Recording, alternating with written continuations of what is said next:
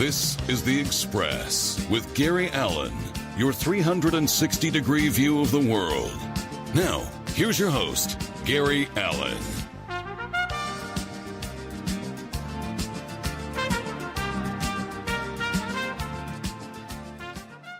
Well, good evening, everybody, and welcome to this edition of The Express. And thank you so much, everybody, for taking a few minutes out of your day to join us.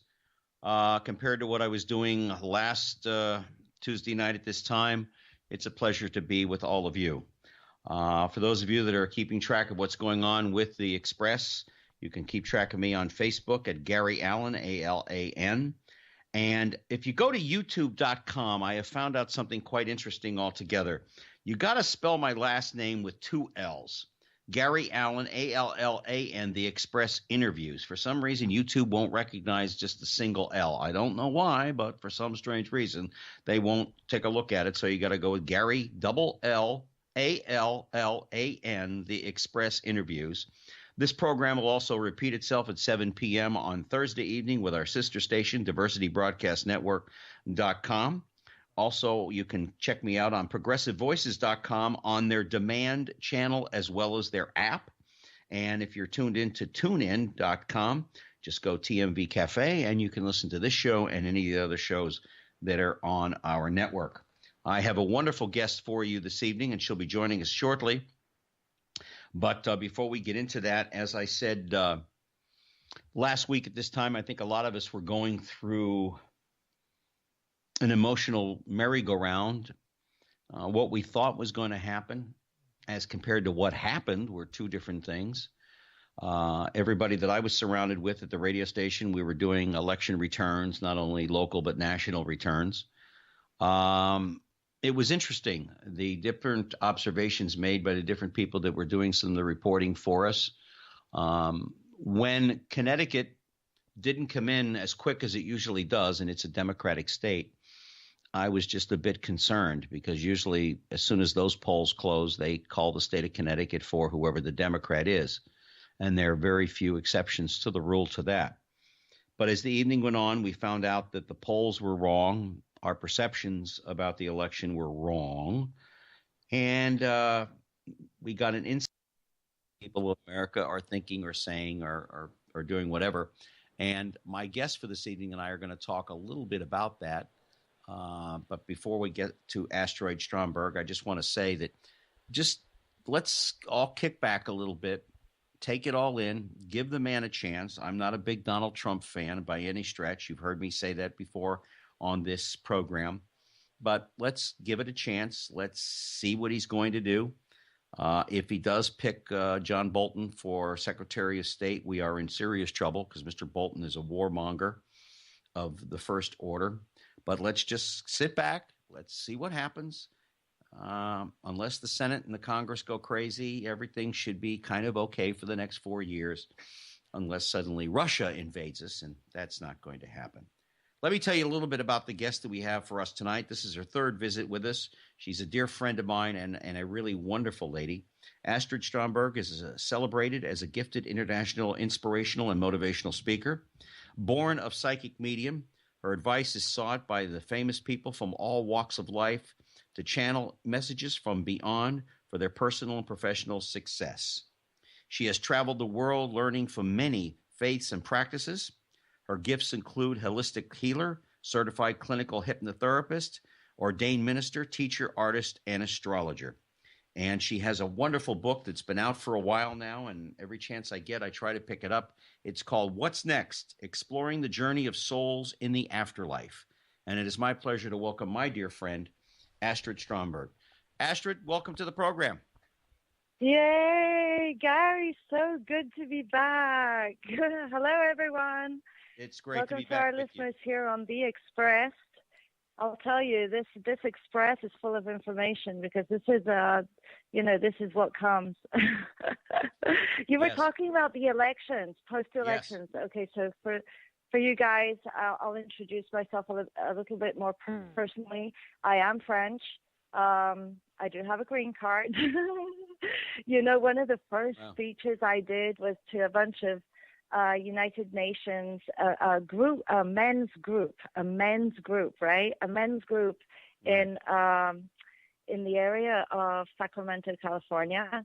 And the first question I got asked was, "Do you have your green card?" And it was a cop. Oh, God.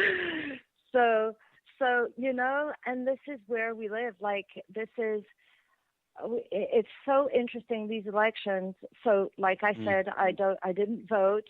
I didn't put any personal, I didn't give my personal views anywhere publicly. I didn't really have any. I was just processing and channeling, and I'm also human, so trying to understand certain things. But one thing I did learn was that, first of all, astrology helps, because in astrology, for anyone who saw the charts out there, any great astrologer was like, you know what? It's anyone's game. It's anyone's game, and on top of that, it's likely to be a big surprise, because Uranus was out there.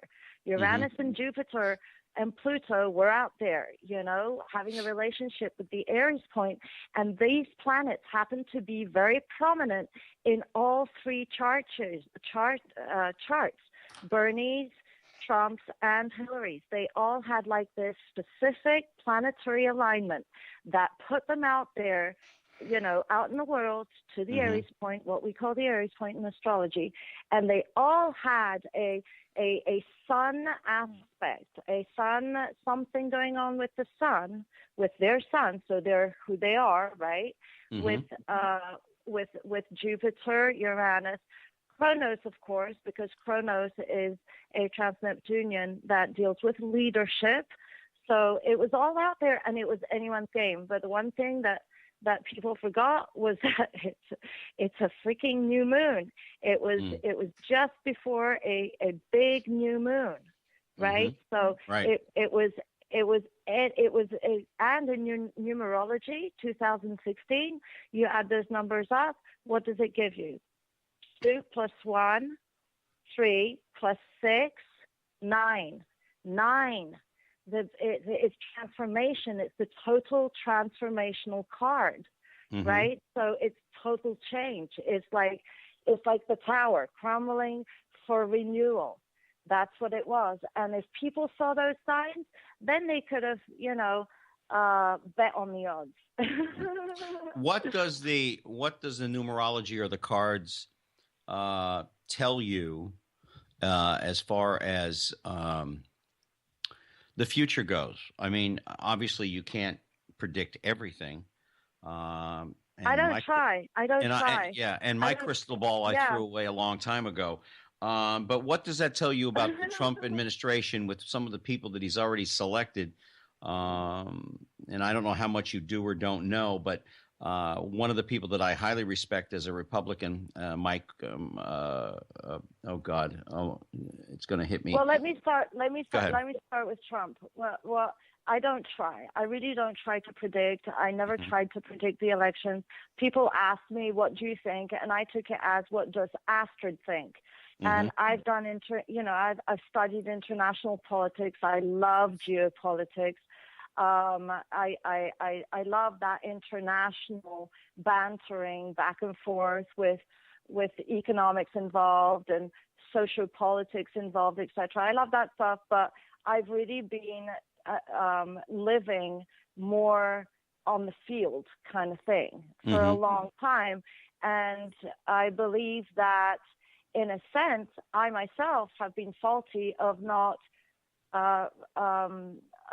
being better informed, or of not being more out there, more informed of who our neighbors are. Because this was the big thing with these elections, is that people all of a sudden realized, oh my gosh, these are our neighbors. These are the guys next door, that voted this way or that way. You know what I mean? And so this is a big awakening call to all Americans, is to step outside. I went to San Francisco for the first time in a year and a half, and I was floored with the difference. And it wasn't, personally, I don't think it was a very positive one. I didn't see, the buildings being wiped clean, or everything seems more square and more like, I don't know. And people are suffering. The people that are suffering are in the cities, and they want to be heard, and they don't find these obviously a solution, because they're there, and there's no change in that. And I think that is a lot of what we're going to see in 2017, is like an awareness of, hello, where are we? What are we going to do about where we live? Like, can you spruce up your own backyard, please? You know what I mean? This is a lot. There's a lot of that going to happen, going to kind of spring up in 2017. And one of the things with Trump is it's really interesting, because his chart is very, very egocentric. But at the same time, he's living a complete karmic revolution. So it's really up to him to decide what to do with it. How long do you think his egocentric personality? It's always been there. It's always been there. It doesn't matter. It's always been there. It's like, you and I are different, and he and others are different, and it's just like he's meant to like, he wouldn't be here. He wouldn't be where he is today without it.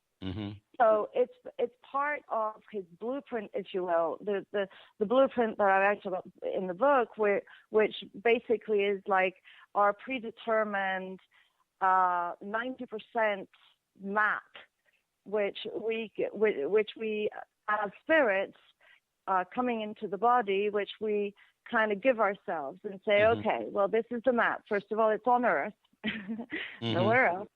Second of all, it's like with these conditions and limitations, body, type, DNA, cellular memory, all that stuff.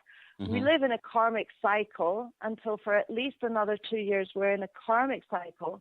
So a lot of what all of us listening right now, what we're still processing and releasing and letting go of karmic ties that we took on. We made ourselves responsible for, and we're releasing, and it's not all ours. It's a lot of it is DNA, is a lot of it our ancestors, and the mere fact that we're humans, that some folks out there decided to create these human beings, and that spirit said, okay, well, there's in a sense, there's a reason for a soul to be in there. Just like it's like someone asked me, Astrid, is there value in matter, in materiality, and like what is there in materiality? Like for example, a stone or a table that someone creates, or the computer, and it's and I'm like, well, think of this story. One day, I was lying in my bed, and there's this ET that comes to me, right? Believe it or not, I didn't.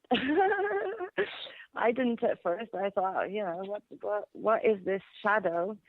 And he turned to me. He was like 6.5 feet tall. He turned to me vaguely, and he was like all cloaked.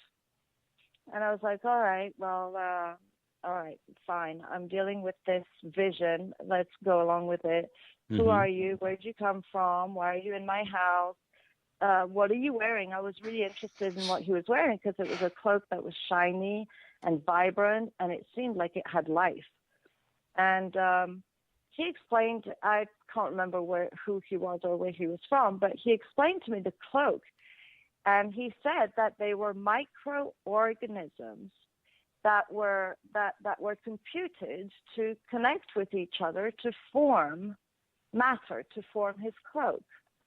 And the appearance was that it was shiny, it was vibrant, it was light, because that's what they're living entities. And I said, well, what about free will? I thought all souls, all living entities had free will. Right. And he said, yes, but just think of it as like the plant that feeds you.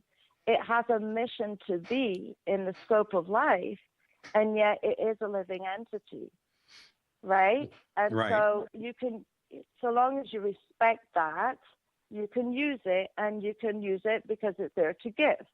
And I was like, all right, well, what about when it dies? Where's the soul? Where's the light? And he said it was actually in the light. The light just like a photoessence, the photoessence of a plant dies after you've cut it. After you cut it, there's still photosynthesis going on in the bud, in the flower, in the leaf. You still have life in it, and it kind of like evaporates into into space once it dies off, but it's still there when you pick it up. And that's the same thing with these bioorganisms. And I was like, all right, fine. And thinking to myself, wow, if this is only me thinking, I'm pretty smart. I can come up with these pretty cool ideas. And then, and I was like, well, what are you staring at? I don't get it. What are you staring at? And I look, and he's staring at the alarm system that we have, that whenever someone moves, it kind of trips it, and he's like just in front of it. So he's not it, but he's staring at it, and he turns and he says, I've just never seen anything like it before. Yeah. And that's when I knew this was not me. Yeah. That didn't come from me. We're talking to Astrid Stromberg. She's the author of What's Next? Exploring the Journey of Souls in the Afterlife. Astrid, let's get into the book a little bit here, because, again, this is always fascinating, but I also want to keep it in the focus of the global aspect of the world that we live in. These are changing times. And I know one of your many attributes, of course, is psychic reading. One of these days, you got to do a chart on me, although that's going to be difficult because I don't know exactly what time of the day I was born. But what do you see as far as a healer, a psychic? Where is the world going with all this? The way not necessarily the political climate, but the way the world is shrinking right before our eyes, not literally, but figuratively. I see that. I believe, first of all, I listen more to the higher, more loving, good, positive, optimistic vibrations.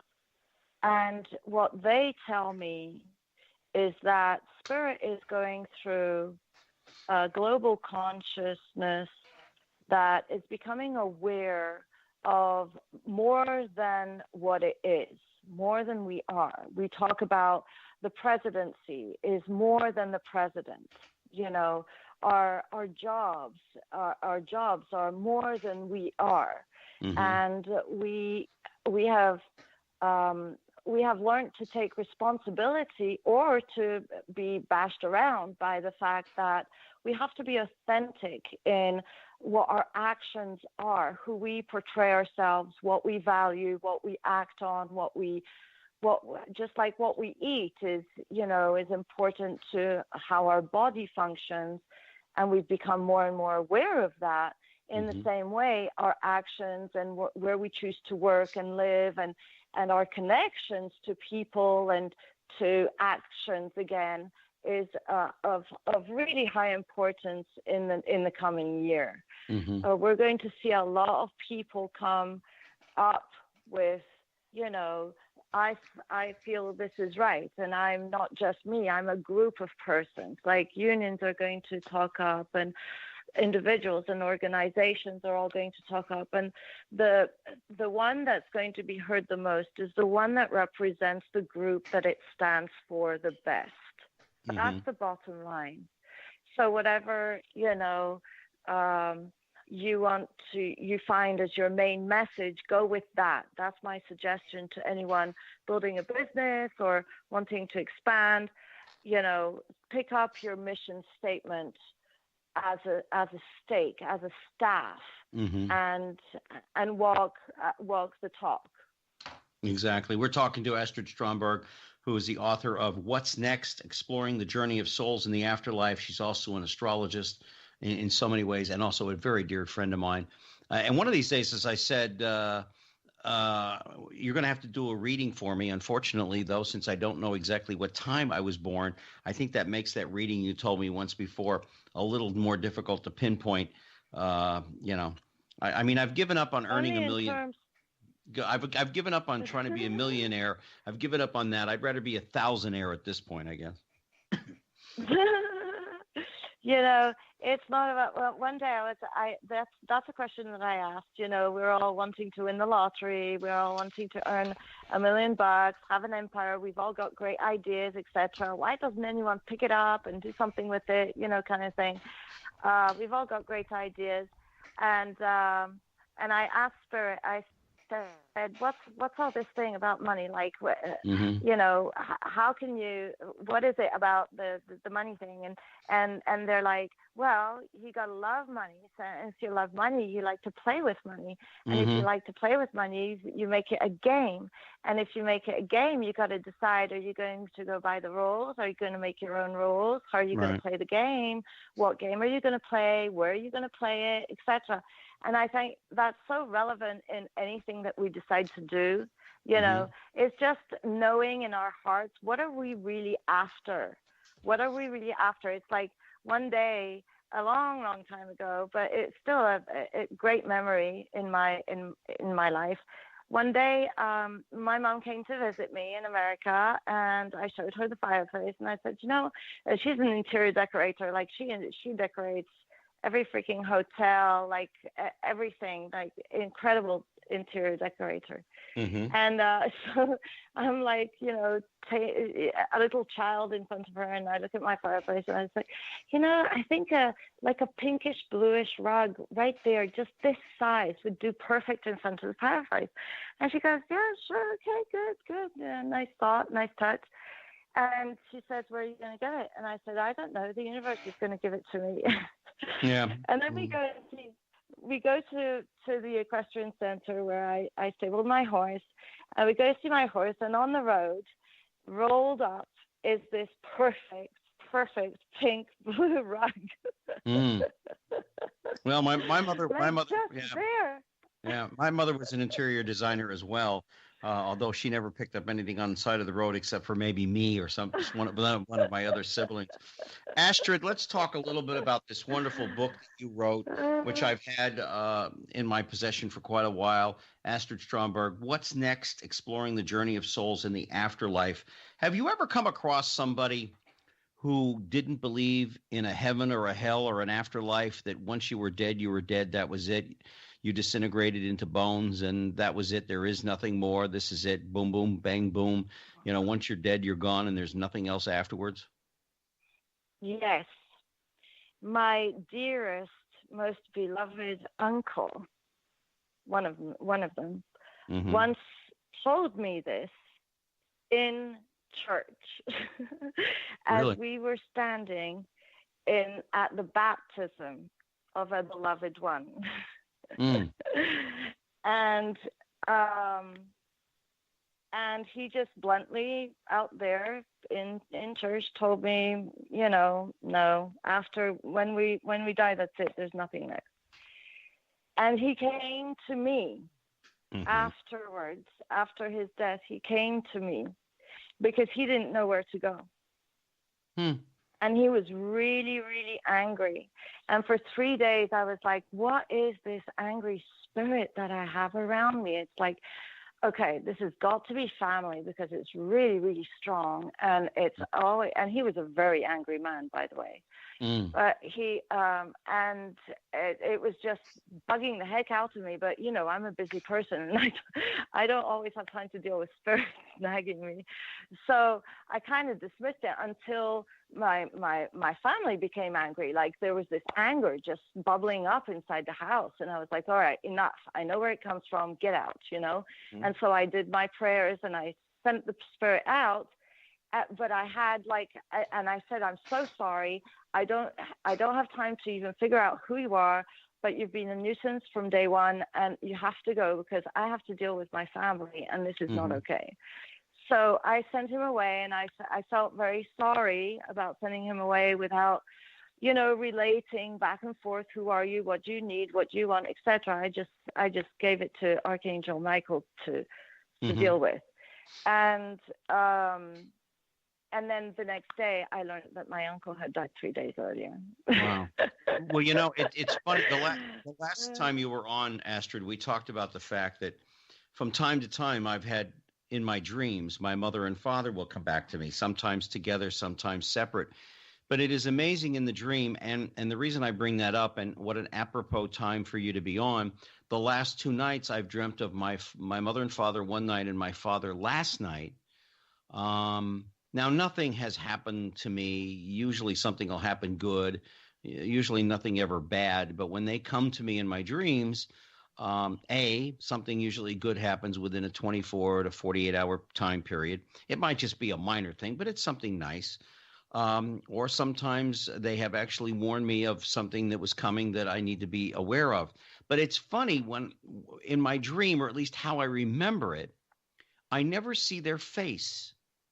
I know it's them, and I see their body, and sometimes it's not even the correct body, but I know it's a spirit from them coming and talking to me.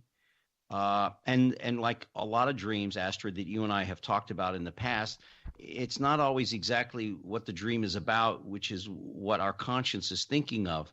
But isn't it interesting? Do you find that with a lot of people? They never see the face of the person in their dream, their loved one that's come back to them? Yes. That's that phase actually comes before you start seeing their faces. But when you see their faces, it's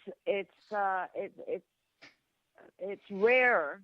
Mm-hmm. It's rare, and it's very, very significant. It means that they have a message that they know. But if they feel they don't need that much energy to come through, they will just use the dream more as a focal point rather than their appearance.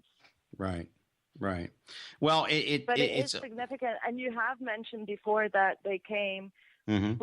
pre good event, pre something mm-hmm. good happening in your life, and I feel that I feel that coming for you. Yeah. We're talking to Astrid Stromberg, author of What's Next: Exploring the Journey of Souls in the Afterlife. And sometimes I've had other people that have been in my past life, and I bring this up because other people have talked about their dreams. I've dreamt of people that have been dead for, like my mom and dad, for years and years and years, and suddenly, and I wasn't even that great of friends with them, and then something nice happens to me, or I get a phone call about something nice going to happen to me. So, which is one part of your book about the souls that have departed and gone into the afterlife. Is that part of what you have in your book about reconnecting with and guiding those of us that are here on this planet? Oh, absolutely. Well, the greatest gift about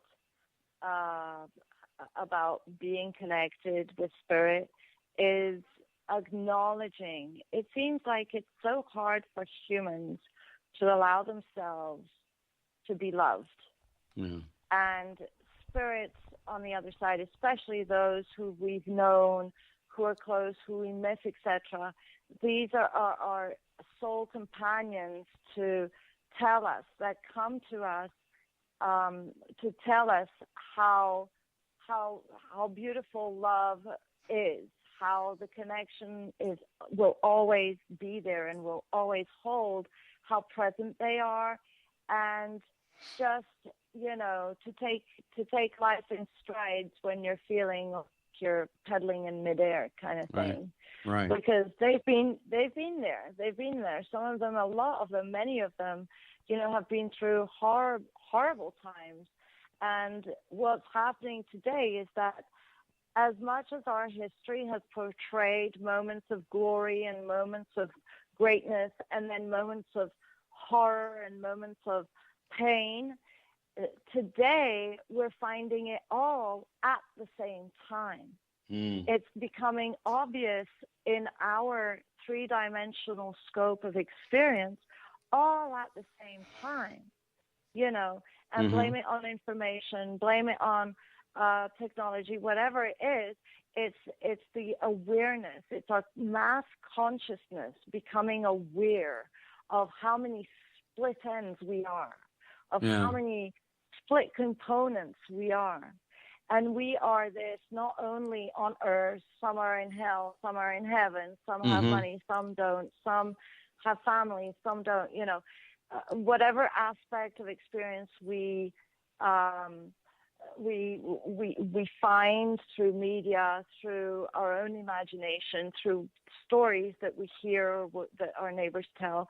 It's the same thing. It's the same understanding that we are so hugely, immensely multiverse, and at the same time as we're tiny, minute, millions and millions and millions of quarks and particles in the tiniest spaces of ourselves, we're also split into multidimensional places, worlds, entities, types of beings out there.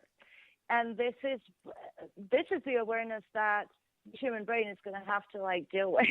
Yeah. There's some thought when you talk about, for instance, reincarnation, about that God only created so many souls. Now there may be millions of them, but God only created so many souls, and that once you die, you go to a place like heaven, and you're there for a while, whatever that time period may be to God, and then you come back. And when you come back, it's to learn a lesson you didn't learn in your previous life, which I guess is what in Asia, the Japanese, they say about reincarnation, coming back again and again and again. Native Americans also believe in that. How is your feeling on that, about reincarnation, that every time we come back, if there is such a thing as reincarnation, that it's to teach us a lesson that we didn't learn in the past life? Okay. First of all, I do not believe that God created so many finite number of souls. I don't believe that. I actually found validation in what I believe in the Hindu ideogram, which tells the story of it. They start with, imagine all that is. Imagine all that is. And that all that is like a big, huge sun, right? Imagine all that is in this big, huge sun. And the sun one day realized, I am. The point of singularity, I am, right? And then the next thing it said was, well, what am I? So it looked into itself, and it started pointing out these rays of sun.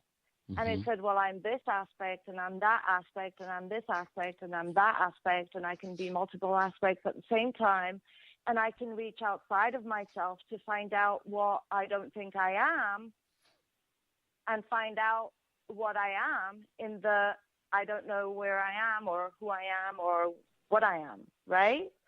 So it's like a big the whole encompassing consciousness became aware of what it was and how far it could reach. And that's what we're embodying. We're embodying an aspect of this immense, huge consciousness that is reaching out inside of this shell, as certain cultures call it, this shell of a body, seeing what we're capable of doing and how we're capable of doing it. Except that there's one thing, is that as consciousness would have it, it's conscious of what it is and what it isn't, but it's also conscious in a timeline of what it's done and what it hasn't done. So this is where karma comes in. It's like, well, I don't like what I did before. Let me come back and correct it. And so that's where the spirit uses the rhythmic cycles of the earth to change its own karma, to review its past decisions, because it's all in a timeline. The earth goes around in cycles and weathers and seasons, and it's all timed. And the consciousness of human spirit wants to acknowledge and review its own feet in time, its own beingness in time. And, we have the Bible that says, please God, as it is in heaven, may it be it on earth. That is part of what souls have contracted to bring to earth in a very ideal, imagery way, to bring to earth what it believes it has within its global greater spirit. Yeah, and to always make better and be better. We're talking to Astrid Stromberg, author of What's Next? Exploring the Journey of Souls in the Afterlife. I'm a quasi-student of Kabbalah, and with Kabbalists, we believe that as we move out of the 99% where we feel like everyone else, we're trying to get to that 1% where more and more light is coming to us, and we shed our ego and we let go of it as we begin to grow as people. And is that sort of like what you're saying, that you come into the light, you get out of the dark? That is, when I was a kid, I asked God, what am I supposed to do? I don't understand. First of all, I don't understand how slow Earth is and human thinking is and any of that stuff is. Like, I didn't understand why we weren't teleported ourselves at the age of 5, Yeah. It's like, what are these pieces of metal doing up there? And my dad, who was in petroleum and gas, said, well, they're airplanes and they're powered by gas. And I'm like, well, haven't they figured out how to power by air yet? Yeah. So it was a little bit slow for my little way of thinking. But what I found to be true is that it's always been to better be. To better be. If you just focus on what it means for you to better be, how can you be? How can you find greater happiness right now? Don't wait for anything. Take what you have, acknowledge what you have, and appreciate the surprises when they come to you or they interrupt you and they trigger you, and you're like, what do I do with that? Is this the right way to be, or is this the right thing to do, or this is triggering me? Just relax, because it's take the challenge, make it a game. Yeah. I can still be the best of myself, even with triggers happening on me. And right. Yeah. As we discussed in the beginning of the program, you were a psychic. When people come to you, what are they looking for a reading? I mean, are they looking for romance, money, wealth in other directions? Lately, I've had a lot of business people coming, whether it be execs or small business or people with startup ideas that have come to me, and I'm so proud of them, because the thing is, you have to trust the messages. Right. And when you know how accurate they can be, like sometimes they'll give me even a spreadsheet to do. So I write out the whole entire spreadsheet or pitch or contract, and I just channel it, because I know that will take them a step further, a step towards a better negotiation, for example. So those are the moments where I have to say to myself, like earlier, Astrid, this, you've got to have the guts to do that. And first of all, how do you know how to do that? Who taught you? Right. And when they pick it up and they do something with it, they re-edit it, they make it their own, they go out with it, they just take action, then they just boom, they just grow and they make things happen, and they get contracts. And it might start out with I've had people start out with just $500. I've had people start out with $1,500, and today they're at $200,000 a contract. Wow. 2 years later. I mean, that's Wow. huge. Wow. Astrid, how can people get a hold of you, not only to purchase your book, but for a reading or some of the other wonderful powers that you have? They can just connect with me on www.astridonair.com, because that's where I am. I'm always on air. AstridOnAir.com. I know I've never asked you this. I'm even in our private conversations. By the way, Bruce Marin said to say hello. Hi, Bruce. Brucey is he's a PR guy out of Las Vegas who's a dear friend of mine, as well as to Astrid. I've never asked you, have you ever had a psychic thought about me as far as my future, what I'm doing, or anything, or does that just not necessarily come up? Yeah, I think you've got a few. Well, how about we do something a little bit separate for that? Like, give me 20 minutes, and I'll channel exclusively on you on 20 minutes. Oh, okay, all right, we'll do that. Yeah. We'll do that. I'll call you, and you can share it or not. Yep.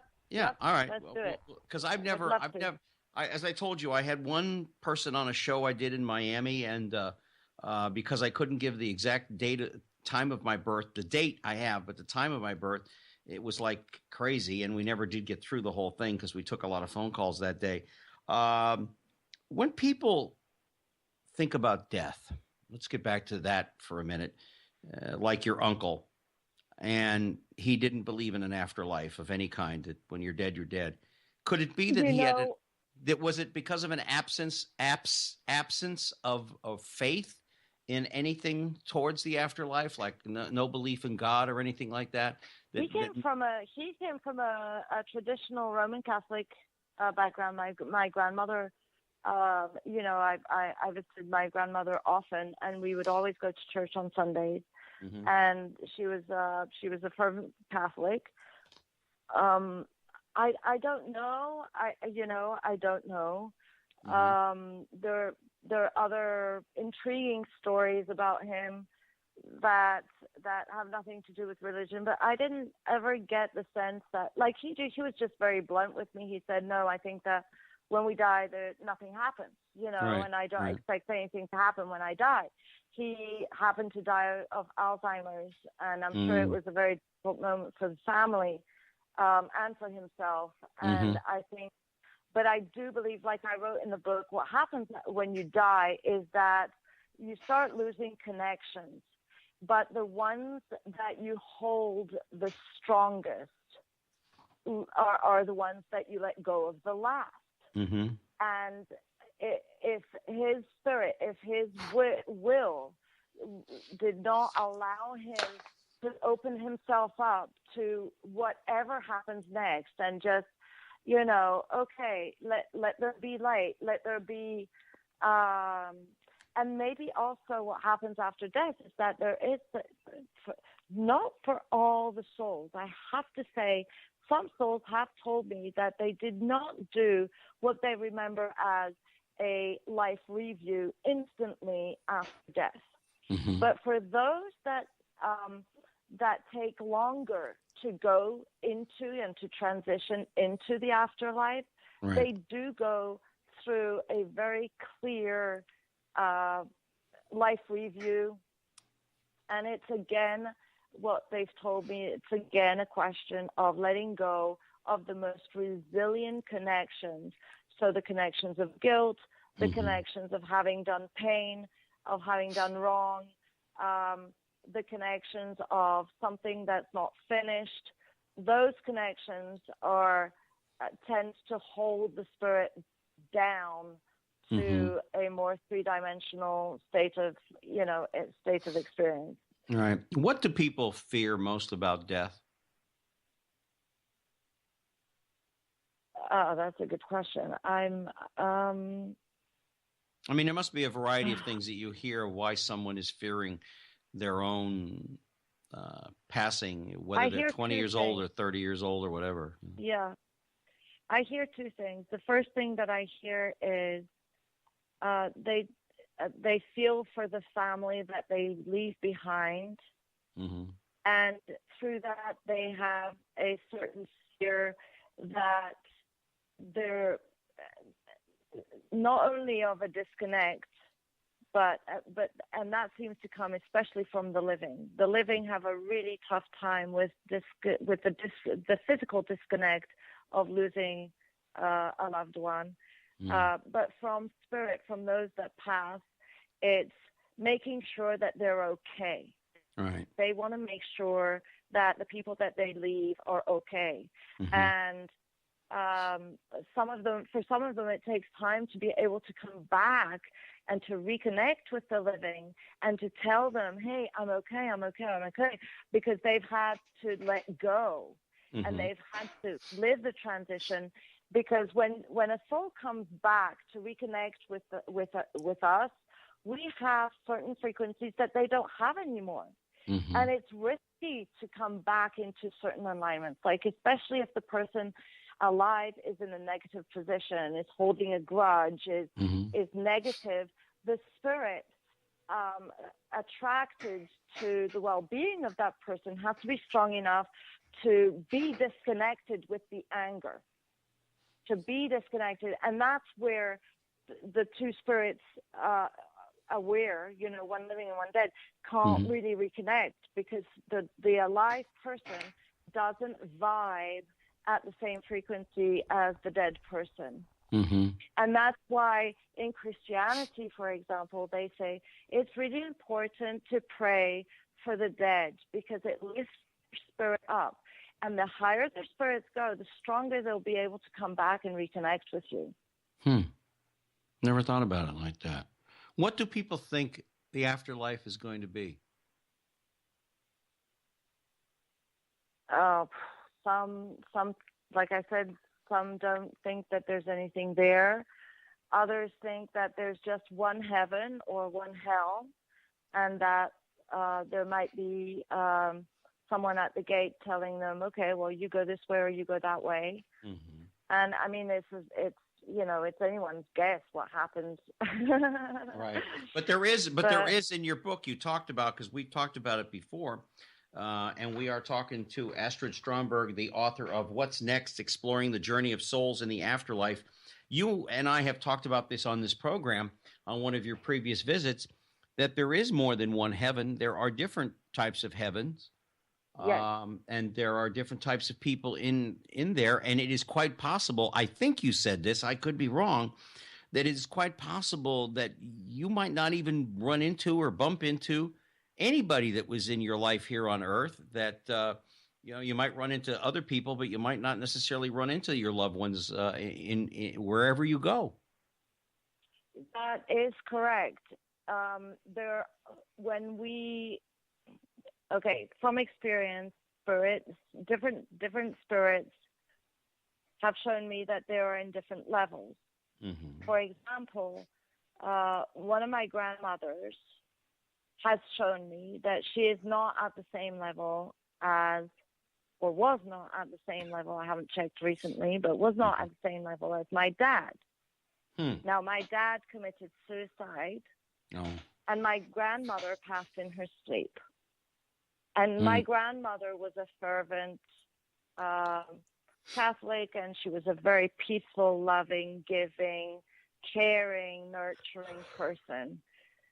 And she was also a woman, sometimes like not hard. I wouldn't say hard, but she had her own persona, her own charisma. It's not that she was like, someone all saintly or anything, but she definitely, when she passed over, she definitely vibed at a different level than I ever experienced my dad to be. And she explained to me, where I am is where I mature from. But I am capable of course, being with your dad at a glimpse notice, of course, being with anyone I choose to be at a glimpse notice, because she's capable of doing that.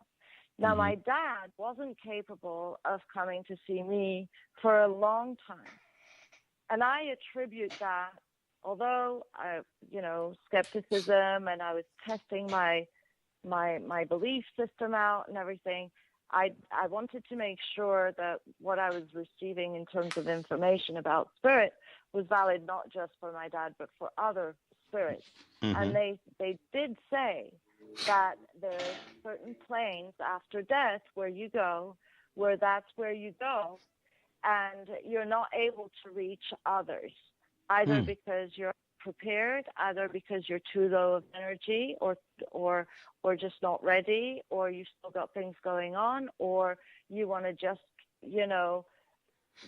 abide time because there is no time, and so you're just like exploring where you are.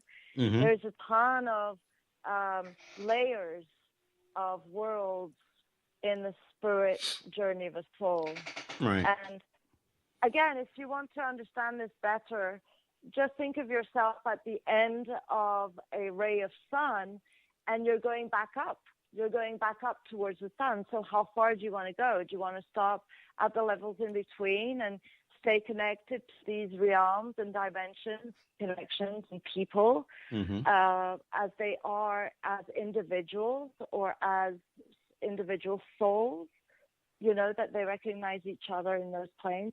Or do you want to be more incorporated into the all that is, the Buddha, the God, the Christ-like energies that encompass many souls, encompass many aspects of themselves, and work from there rather than in a more individualistic aspect of yourself. And that's where the ego is so important. You have to recognize that at certain levels, that's the role of the ego. It's to determine yourself against another, or in opposition of another, or beside another, or in connection with another, is to be really individual and to honor that individualism. And if you don't like your ego, change it, because that's the ego that you're making a statement, in the bigger scope of spiritual reality.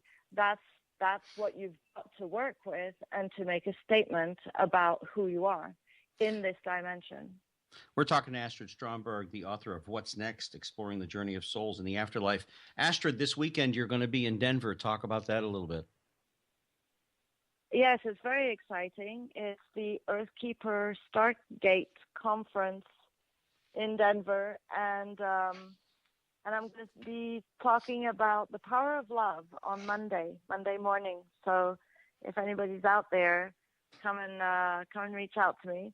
I cannot, between you and me, I cannot for the life of me know exactly which way it's going to go, because I've been channeling this topic for the past month, and you never know. It's all about connecting with the audience and seeing what they're inspired to request from spirit, and I will deliver. What I've never asked you this before in the times that we've talked. What is the most outrageous question you've ever been asked to do with your psychic powers?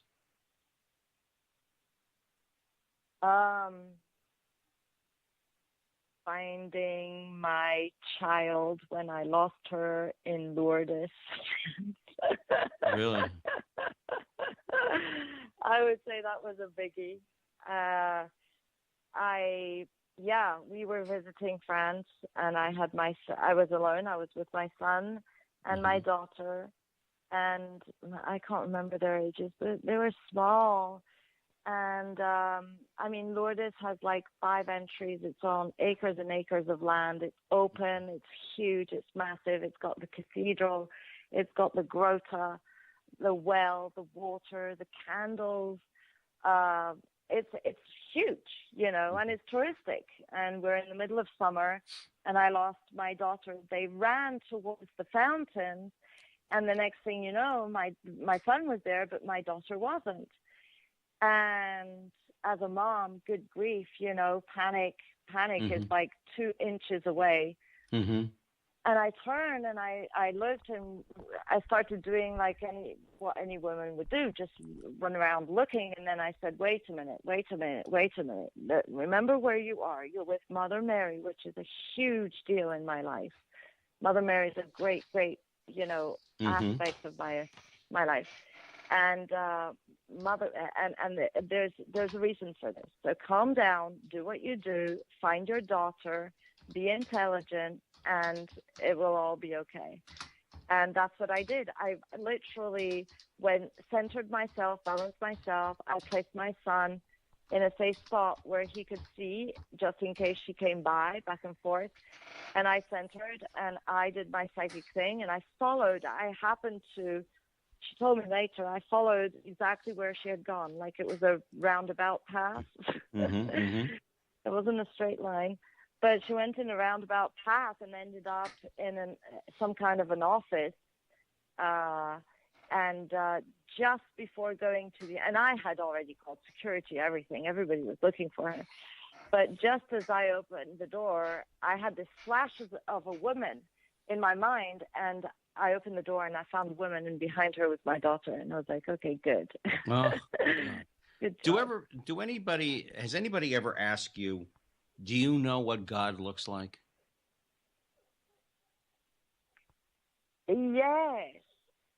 Yes, but it wasn't a person. And I did a painting. Mm-hmm. It's so funny you should say that, because I do painting in trance, and spirit comes through. And one day I just got urged to say, let's look at what God might look like. And I shut my eyes and I did a painting, and this spirit came, and I swear to God it was joking with me, because it was, you should see this painting. It's like there's angels, people that look like angels wrapped around, and in front, up in the sky kind of thing. You know how they all say, oh, God is a big face with a beard or something. Right. And there was like this bear aspect, this bear figure that comes out of the cloud in front of these angels. And I was like, what the heck is going on? And I was hearing spirit laugh in the background. So I said, all right, well, you know what? Just for you, I'm going to keep that. So people have come up with that before, and I think it's fascinating. I think that's the number one question everybody has is, what does God look like? Astrid, we've got about 5 or 6 minutes left.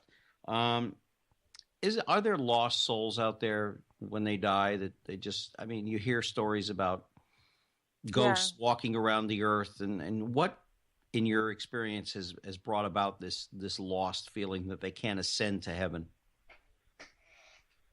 I don't know. I don't really like going there because it's heavy. It really is heavy. I mean, you just sense my energy just drain right now.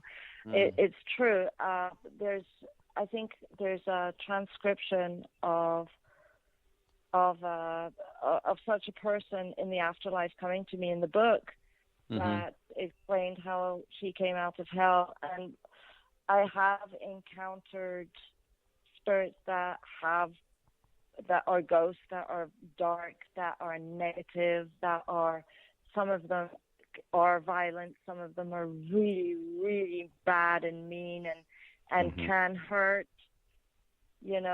When you play around, I don't know that people do that so much, but when all this psychic stuff was coming out, like 10, 15 years ago, you would hear about girls getting together with a Ouija board and messing around, and bad things would happen. And I would keep telling them, please, you're messing with a world that you are not in. It's like opening the door to a house that you don't know what's on the other side. Don't mess with what you don't know. Right.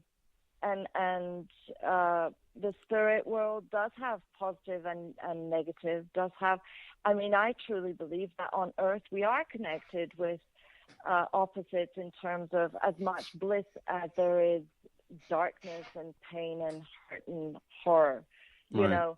And of all people, we should know better. And if we want to do something with the negative, we know we're called on. How many people in my surroundings are called on helping people that are in the trenches, that are living with pain, that are dealing with horrors in their lives, that are, and those are the right people to go to. You don't go to someone that's all ooh la la, because they'll have no connection to you. They won't be able to help you out. Right. Go to someone who understands your pain. Go to someone who is uplifting, positive, and can take you out, but does understand where you're coming from. Mm-hmm. To elevate you. I think that's really important to take note, as much in our real lives as it is to play around with spirits. I do clearings. I do not do them often, mm-hmm. because it's just I know when I'm called to do them, and mm-hmm. I'll definitely let others deal with it if I'm not called to do it. Right. We've been talking to Astrid Stromberg. She's the author of What's Next? Exploring the Journey of Souls in the Afterlife. She's going to be in Denver this weekend from the 18th through the 21st. Where exactly you're going to be in Denver? And also give us, again, the link to get a hold of you for your book, or if they want to get in touch with you for a reading. Okay. So go to www.astridonair.com or Facebook Astrid on Air. In Denver, we'll be at the Embassy Suites via Hilton Southeast mm-hmm. in Denver. And I will be specifically speaking Monday morning at around 10:30, somewhere around there. All right.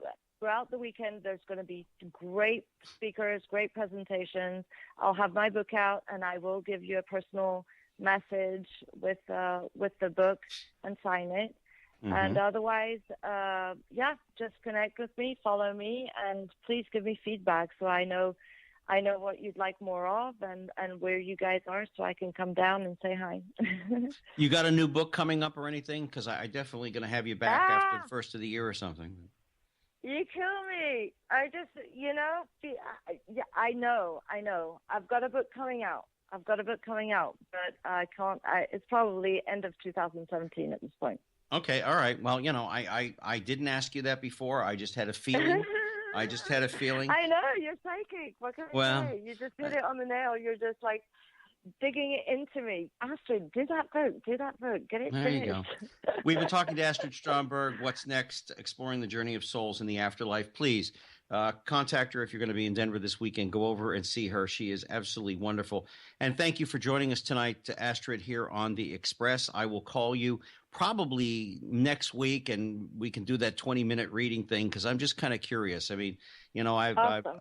I just and as always, you are a delight, and I thank you so much. And good luck this weekend in Denver. Have a safe flight going over the mountains, because it's funny going into Denver. That's for sure. I remember that. Yeah, I'm ready. I got the helmet on. Thank you so much, darling. For having me, Gary. All right. Good night now. Take care, everyone. Good night. And I just want to thank all of you for taking a few minutes out of your day to join us here on The Express. Again, you can keep track of what's going on in my world by going to the Facebook at Gary Allan, ALAN. If you go to YouTube.com, you've got to use Gary, ALLAN, The Express interviews to check up on the past shows. This show will repeat itself on Thursday night at 7 p.m. on our sister station, diversitybroadcastnetwork.com. Go to progressivevoices.com, go to their on-demand channel and their app, and you can check out some of my past shows. They're there, as well as tunein.com. If you get TMV Cafe signed in there, you can listen to this and any other show. Hey, we'll be back next week, and until next week, folks, and relax. It's the election. It's over. Let's give it a chance before we blow our tops. Until next week, take care of yourselves and each other. You've been listening to The Express with Gary Allan. Join us here every Tuesday night at 10 for more captivating talk with Gary Allan. See you next time on The Express.